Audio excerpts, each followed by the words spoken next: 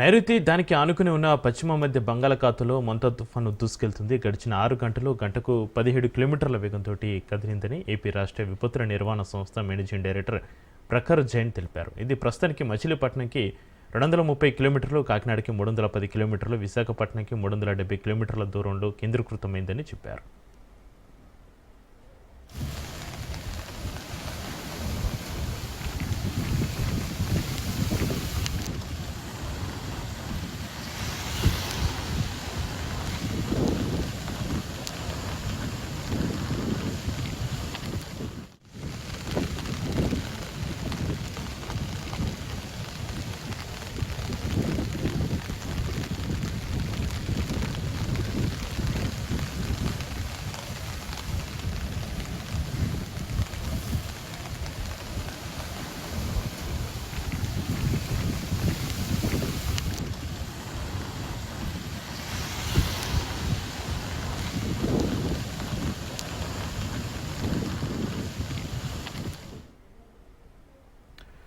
మరి కాసేపట్లో తీవ్ర తుఫాన్గా బలపడే అవకాశం ఉందని అన్నారు. అలాగే రాత్రికి మచిలీపట్నం, కాకినాడ మధ్య తీరం దాటే ఛాన్స్ ఉన్నట్లుగా చెప్పుకొచ్చారు. దీని ప్రభావంతో రేపు కోస్తా జిల్లాలో అతి భారీ వర్షాలు కురిసే అవకాశం ఉందని, తీరం వెంబడి గంటకు 90 నుంచి 110 కిలోమీటర్ల వేగంతో బలమైన ఎదురుగాలులు వీస్తాయని తెలిపారు.